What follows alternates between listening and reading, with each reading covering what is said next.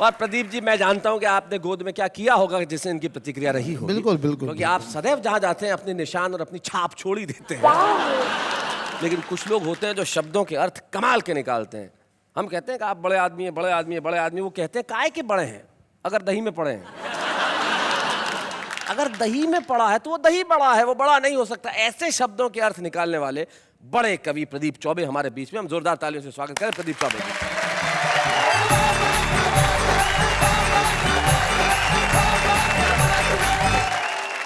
ये बहुत बढ़िया बात इन्होंने कही मेरे बारे में, मेरे सम्मान में, कि मैं शब्द से अर्थ निकालता हूँ, शब्दों से अर्थ निकाल लेता हूँ, अलग अलग अर्थ निकाल लेता हूँ।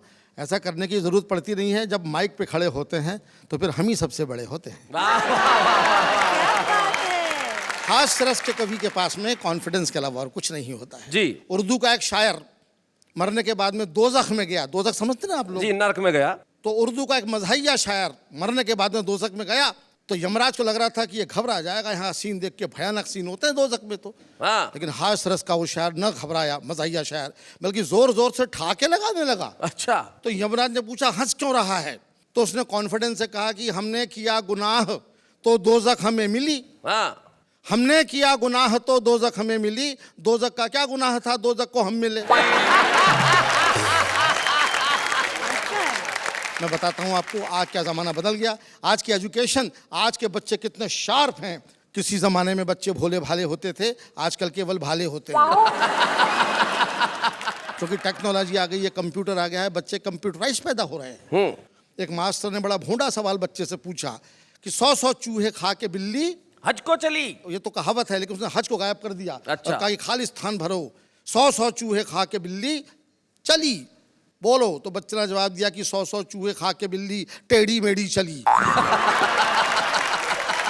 तो मास्टर ने चांटा दिया, अबे हज को चलिए बोलना था।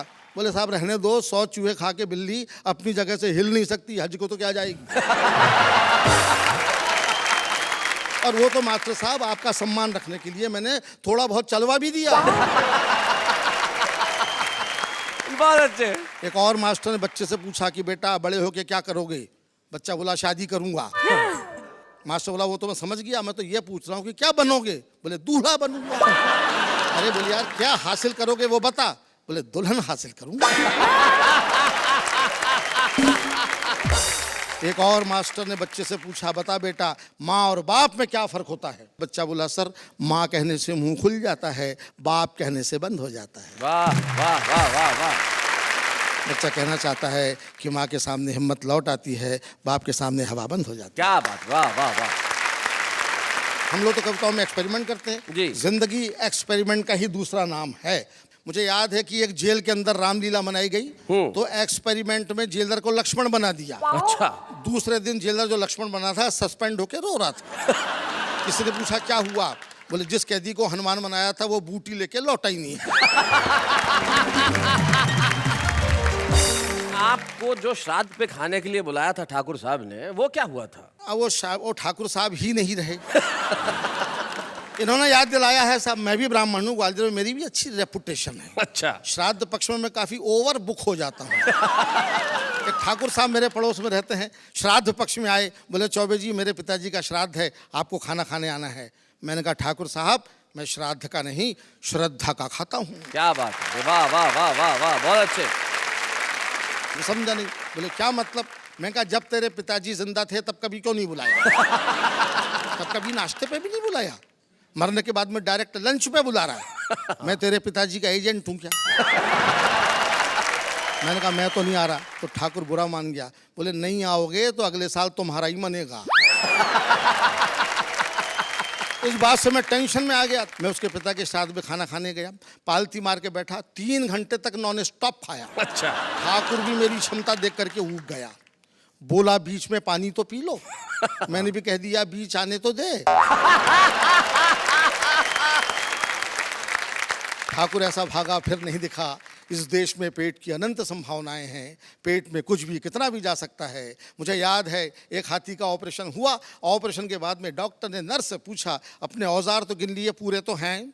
नर्स बोली डॉक्टर साहब औजार तो पूरे हैं मगर छोटे वाले डॉक्टर साहब नहीं दिख रहे। तो ये जो मेरा फूला हुआ पेट आप देख रहे हैं, ये खाने के मारे नहीं, मस्ती के मारे फूला हुआ है। लोग समझते हैं बहुत ज़्यादा खाता हूँ, यकीन कीजिए मैं बहुत कम खाता हूँ। लोगों के गम खाता हूँ, हिंदुस्तान की हालत पर रहम खाता हूँ। आप मेरा भरोसा करें तो मैं आपकी कसम खाता हूँ। क्या बात, वाह वाह वाह वाह वाह। आज का यह एपिसोड चूंकि यात्राओं को लेकर के है, ज़िंदगी में तमाम यात्राएं अलग अलग प्रकार की होती हैं। एक यात्रा मैं भी आपको एक यात्रा पे ले चलता हूँ, एक अनोखी यात्रा पे। ओहो।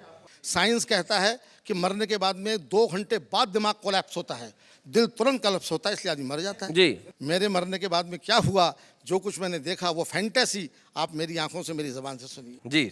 हम अपनी शव यात्रा का आनंद ले रहे थे, लोग हमें ऊपर से कंधा और अंदर से गालियां दे रहे थे। एक धीरे से बोला, साला क्या भारी है। दूसरा बोला, भाई साहब ट्रक की सवारी है। अच्छा। और ट्रक ने भी मना कर दिया तो हमारे कंधों पे जा रही है। एक हमारे ऑफिस का मित्र बोला कि इसे मरना ही था तो संडे को मरता, कहाँ मंडे को मर गया बेदर्दी, कमबख्त एक ही तो छुट्टी बची थी, कमबख्त ने उसकी भी हत्या कर दी। क्या बात, वाह वाह वाह वाह वाह। एक और बोला कि हाँ यार काम तो हमारा भी लटक गया, आज बिजली का बिल जमा करने की लास्ट डेट थी तो यहाँ पर अटक गया, अब कल जो पेनल्टी भरना पड़ेगा उसका पैसा क्या इसका बाप देगा। एक नवविवाहित मित्र बोला कि तुम्हारा काम भी कोई काम था, हमारी तो सोचो, हमारा तो बीवी के साथ हनीमून का प्रोग्राम था। अब पहाड़ों और घाटियों का सुख छोड़ के धूप में खड़े हैं, जेब में एयर कंडीशन के 2 टिकट बेकार पड़े। क्या बात है, वाह वाह वाह वाह। एक मित्र जो वाकई दुखी हो रहा था, बेचारा फूट फूट के रो रहा था, उससे किसी ने पूछा क्या तेरा मरने वाले से इतना प्रेम था जो उसके लिए थोक में आंसू बहा रहा है। वो बोला, मरने वाले को मारो गोली भाई साहब, हमको तो अपना 100 रुपए का नोट याद आ रहा है। अच्छा। हमने अपने बाप से लेके दिया था और अभी तो उसका ब्याज भी नहीं लिया था कि ये इंटरवल भी मर गया। अच्छा। साला हमारे लिए कितना टेंशन कर गया। अब तुम हमारे बाप को नहीं जानते, इतना कंजूस है कि लोग हमको उसका बेटा ही नहीं मानते। अब बताओ ऐसी लड़की में ये मर लिया, अब हम अपने बाप को क्या मुंह दिखाएंगे, उनको पता चलेगा तो 100 रुपए के लिए हमको बेच आएंगे। क्या बात है, वाह वाह वाह। तभी हमारे मोहल्ले का कुल्फी वाला आगे आया और उसने अपना कंधा जैसे ही हमारी अर्थी को लगाया, कमबख्त के मुंह से आवाज आई, ठंडी मीठी बर्फ मलाई। कोई पीछे से बोला, कमाल है भाई, यहाँ पर भी धंधा, दुकान लगा रहे हो कि कंधा। वो बोला, क्षमा करें, मुंह से निकल गया तो क्या करें। ऐसा नहीं कि मैं शव यात्रा के कायदे कानून नहीं जानता, मगर कमबख्त इस मुंह को क्या करूं जो नहीं मानता। जैसे ही कोई वजनदार सामान कंधे पर आता है, मुंह से बर्फ मलाई पहले निकल जाती है। क्या बात है, वाह वाह। दोस्तों, जून का महीना था, हर आदमी पसीना पसीना था। एक अर्थी ढोऊ बोला, यार क्या भयंकर धूप है। अच्छा। दूसरा बोला, मरने वाला भी बड़ा बेवकूफ है, मरा भी तो जून में, अरे इस समय तो आदमी को होना चाहिए देहरादून में। ये थोड़े दिन और इंतजार करता तो जनवरी में आराम से नहीं मरता। क्या बात है, वाह वाह वाह वाह। अपन भी जल्दी से घर भाग लेते, जितनी देर बैठते सर्दी में आग तो ताप लेते। हाय हाय हाय हाय, भाई क्या बात, वाह वाह वाह वाह। बहुत भला मरने के लिए जून का महीना कितना बोर है। कोई बोला कि हाँ यार, सर्दियों में मरने का मजा ही कुछ और है। तभी पीछे से आवाज आई, अच्छा बड़े भाई, आप तो जनवरी में ही मरेंगे। वे बोले, नहीं, हम फरवरी में प्रस्थान करेंगे। अच्छा। जनवरी में हमारा इंक्रीमेंट आता है। भला हिंदुस्तानी कर्मचारी भी कहीं अपनी वेतन वृद्धि छोड़ के जाता है? क्या बात। तभी शायद किसी को श्मशान दिखा, वो मारे प्रसन्नता के चीखा कि राम नाम सत्य है। एक अधमरा बोला कि भैया दरअसल मर तो हम रहे हैं, मुर्दा तो साला अपनी जगह मस्त है। मस्त है भाई, क्या बात, वाह वाह वाह।